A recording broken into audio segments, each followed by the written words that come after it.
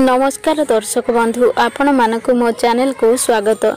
दर्शक बंधु 2025 द्वितीय चंद्र ग्रहण 7 सेप्टेम्बर मास रविवार दिन लागिबाकू जाउअछि। आज्ञा हाँ दर्शक बंधु, सेप्टेम्बर 7 तारीख रविवार दिन वर्षर द्वितीय चंद्र ग्रहण लागिबा पई जाउअछि। तेबे चंद्र ग्रहण समय रे कौन रहिबो भारत रे तथा आम ओडिशा रे एहार प्रभाव रहिबो कि नाही। दर्शक बंधु, ग्रहण समय रे बा ग्रहण सरिला परे आपण माने कौन करिवे आउ कौन करिवे नाही, ता सहित केउ केउ राशि व्यक्ति उपरे एहार प्रभाव पड़िबो से विषय मध्य एही वीडियो रे मु आपण मानकु बताइबाकू जाउअछि। आपण माने हुए तो ए विषय बहुत सारा वीडियो देखि सारिलेनी, किंतु तथापि आपणक मनरे प्रश्न रहुअछि। मु एही वीडियो माध्यम रे आपणक मनर समस्त प्रश्न पूरा होई जिवो। दर्शक बंधु, जेउ माने भी एही वीडियोटी को देखुचंती, जदि आपणक पाखरे चंद्र ग्रहण पूर्वरु एही वीडियोटी पहुंची सारिछि, तेबे बहुत मात्रा रे शेयर करंतु, जहा द्वारा आपण माने मध्य अन्य मानकु सतर्क कराई परिबे। दर्शक बंधु, 2025 रे दुईटी चंद्र ग्रहण एवं दुईटी सूर्य पराग पड़िबाकू जाउअछि, जहा कि प्रथमे आपण माने जानिथिले मार्च मास दोल पूर्णिमा दिन वर्षर प्रथम चंद्र ग्रहण लागितिला एवं 7 सेप्टेम्बर रविवार को वर्षर द्वितीय चंद्र ग्रहण लागिबा पई जाउअछि।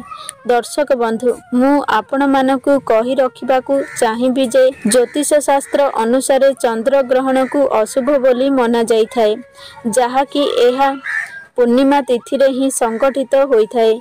चंद्र ग्रहण द्वारा प्रकृति एवं मनुष्य द्वारा बहुत परिवर्तन मिली थाए। एही परिवर्तन मनुष्य द्वारा भल और खराब उभय प्रकारर होई पारे, किंतु वैज्ञानिक मतरे देखिबाकू गले चंद्र ग्रहणटी गोटिए महाजागतिक दृश्य भावरे विवेचना करा जायछि। जेतेबेले पृथ्वी चंद्रमांकर गोटिए सरल रेखारे आसी जाई थाए, सेतेबेले चंद्र ग्रहण बोली मना जाई थाए।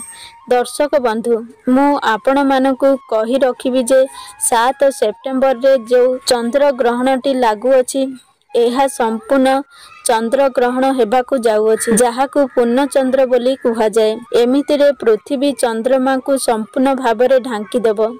दर्शक बंधु, वर्षर द्वितीय चंद्र ग्रहणटी सेप्टेम्बर मास 7 तारीख अर्थात भाद्रव मासर पूर्णिमा तिथि रे लागिबाकू जाउअछि।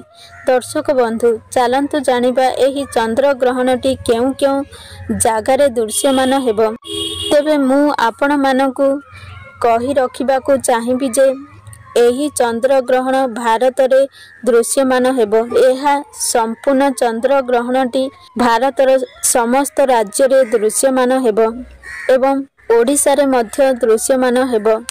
एहा व्यतीत एही चंद्र ग्रहणटी संपूर्ण एशिया, यूरोप, ऑस्ट्रेलिया, न्यूजीलैंड, पश्चिम एवं उत्तर अमेरिका तथा दक्षिण आफ्रिकार पूर्वांचल रे देखा देबो। एबे आसंतु जानिबा एही चंद्र ग्रहणटी केतेबेले लागिबा पई जाउअछि।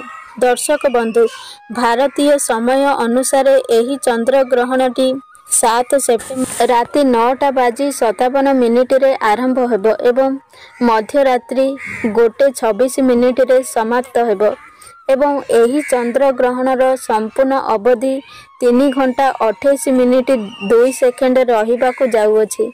दर्शक बंधु, एही चंद्र ग्रहणर सूतक काल कहिबाकू गले आपण माने जानिछंती प्रत्येक ग्रहणर 9 घंटा पूर्वरु हांडी छाड़ होई जाई थाए एवं जेउ देश मानकरे चंद्र ग्रहण देखा जिवो सेठारे मध्य सूतक कालर मान्यता रहिछि एवं एही चंद्र ग्रहणटी ओडिशा रे मध्य दृश्यमान हेबो।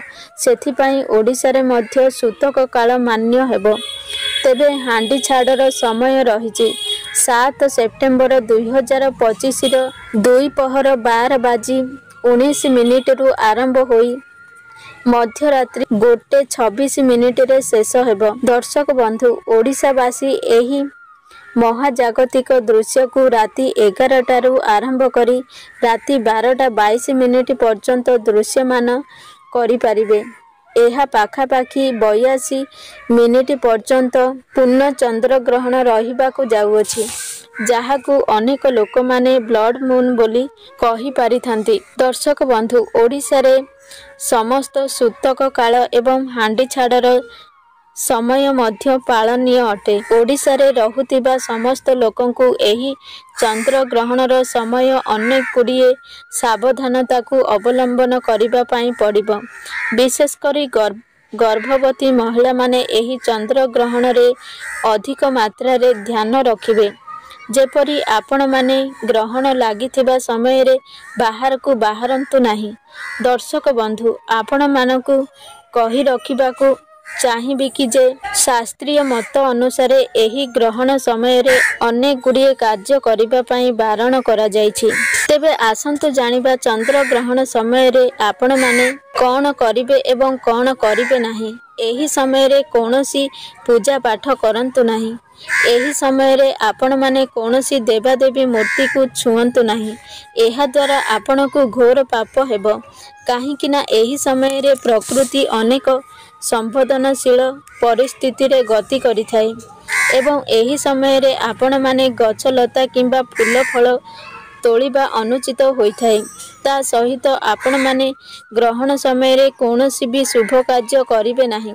ଶାସ୍ତ୍ରରେ ଏମିତି ମଧ୍ୟ ମାନ୍ୟତା ଅଛି, ଗ୍ରହଣ ସମୟରେ କରାଯାଇଥିବା ସମସ୍ତ ଶୁଭ କାର୍ଯ୍ୟ ବିପରୀତ ଫଳ ଦେଇଥାଏ। ଶାସ୍ତ୍ରୀୟ ମତ ଅନୁସାରେ ଏହି ଗ୍ରହଣ ଲାଗିଥିବା ବେଳେ ଆପଣମାନେ ନଖ, ଦାଢ଼ି, ଚୁଟି ମଧ୍ୟ କାଟିବେ ନାହିଁ। ଏହା ସହିତ ଗ୍ରହଣ ହେବା ସମୟରେ ପାକକୁ ମଧ୍ୟ ନିଷେଧ କରାଯାଇଥାଏ, ଅର୍ଥାତ୍ ଆପଣମାନେ ଗ୍ରହଣ ସମୟରେ କୌଣସି ରନ୍ଧା ଖାଦ୍ୟକୁ ଖାଇବେ ନାହିଁ। ଏହା ବ୍ୟତୀତ ଆପଣମାନେ ଫଳମୂଳ କିମ୍ବା ଶୁଖିଲା ଜିନିଷ ଖାଇପାରିବେ ଏବଂ ଗ୍ରହଣ ସରିବା ପରେ ଆପଣମାନେ ସ୍ନାନ ଆଦି ସାରି ଆପଣଙ୍କ ଘରର ଚତୁଃପାର୍ଶ୍ୱରେ ଗଙ୍ଗା ଜଳକୁ ଛିଞ୍ଚିବା ଉଚିତ। ଆପଣଙ୍କ ଘରେ ମଧ୍ୟ ଗଙ୍ଗା ଜଳ ଛିଞ୍ଚିବେ। ଏହାପରେ ଆପଣମାନେ ଗ୍ରହଣର ପରବର୍ତ୍ତୀ ଦିନ ଦାନ ଧର୍ମ ନିଶ୍ଚିତ କରନ୍ତୁ, ଯାହାଦ୍ୱାରା ଆପଣଙ୍କର ଅଜାଣତରେ ଗ୍ରହଣ ସମୟରେ କିଛି ଭୁଲ ହୋଇଯାଇଥିବ, ତେବେ ସେସବୁ ମଧ୍ୟ ଖଣ୍ଡନ ହୋଇଯିବ ଏବଂ ଗ୍ରହଣ ସମୟରେ ଆପଣମାନେ କେବେ ହେଲେ ବି ପରର ନିନ୍ଦା, ପରର ଚର୍ଚ୍ଚା କିମ୍ବା ପରର ଅମଙ୍ଗଳ ଚିନ୍ତା କରନ୍ତୁ ନାହିଁ। ଗ୍ରହଣ ସମୟରେ ଗର୍ଭବତୀ ମହିଳାମାନେ ଗ୍ରହଣରୁ ଛାୟାରେ ଦୂରରେ ରୁହନ୍ତୁ, ନଚେତ ଆପଣମାନେ ଘରେ ମଧ୍ୟ ରହିପାରିବେ। ଏମିତି ମଧ୍ୟ ମାନ୍ୟତା ଅଛି, ଗ୍ରହଣ ସମୟରେ ଗ୍ରହଣଟି ଗର୍ଭବତୀ ମହିଳା ଉପରେ ପଡ଼ିବା ଦ୍ୱାରା ଗର୍ଭରେ ବଢୁଥିବା ସନ୍ତାନଙ୍କ ଉପରେ ଏହା ଖରାପ ପ୍ରଭାବ ପକାଇପାରେ। ଯଦି ଆପଣଙ୍କ ଦ୍ୱାରା ସମ୍ଭବ ହେଉଛି, ତେବେ ଗ୍ରହଣ ଶେଷ ହେବା ପରେ ଗର୍ଭବତୀ ମହିଳାମାନେ ନିଶ୍ଚିତ ସ୍ନାନ କରନ୍ତୁ। ଦର୍ଶକ ବନ୍ଧୁ, ମୁଁ ଆପଣମାନଙ୍କୁ କହି ରଖିବି ଯେ ଗ୍ରହଣ ସମୟରେ ଗର୍ଭବତୀ ମହିଳାମାନେ କୌଣସି ବି ତେଲ ଜାତୀୟ ଖାଦ୍ୟ ଖାଇବା ପାଇଁ ଦିଅନ୍ତୁ ନାହିଁ। ଆପଣମାନେ ଚାହିଁଲେ ରନ୍ଧା ଖାଦ୍ୟକୁ ବର୍ଜନ କରିପାରିବେ। ଯେତେ ସାଧା ହେବ ଆପଣମାନେ ସେହିପରି ଖାଦ୍ୟକୁ ଗ୍ରହଣ କରନ୍ତୁ। ଯଦି ଆପଣଙ୍କର ଜନ୍ମ କୁଣ୍ଡଳୀରେ କିଛି ଦୋଷ ରହିଛି, ତେବେ ଆପଣମାନେ ଗ୍ରହଣ ସମୟରେ ବାହାରକୁ ବାହାରନ୍ତୁ ନାହିଁ। ବିଶେଷ କରି ଯେଉଁମାନଙ୍କ କୁଣ୍ଡଳୀରେ ରାହୁ କେତୁଙ୍କର ଦୋଷ ରହିଛି, ସେମାନେ ବାହାରକୁ ବାହାରନ୍ତୁ ନାହିଁ। ଏହା ବ୍ୟତୀତ ଆପଣମାନେ ଗ୍ରହଣ ସମୟରେ ତେଲକୁ ମାଲିସ କରନ୍ତୁ ନାହିଁ। ଏହାଦ୍ୱାରା ଆପଣଙ୍କର ଚର୍ମଜନିତ କୌଣସି ରୋଗ ଦେଖିବାକୁ ମିଳିବ। ଦର୍ଶକ ବନ୍ଧୁ, ଆଉ ଗୋଟିଏ କଥା, ଏହି ଗ୍ରହଣ ସମୟରେ ତୁଳସୀ ପତ୍ର ବିଶେଷ ମହତ୍ତ୍ୱ ରହିଅଛି। ଆପଣମାନେ କେବେ ହେଲେ ବି ଗ୍ରହଣ ସମୟରେ ତୁଳସୀ ପତ୍ରକୁ ଛିଣ୍ଡାଇବେ ନାହିଁ।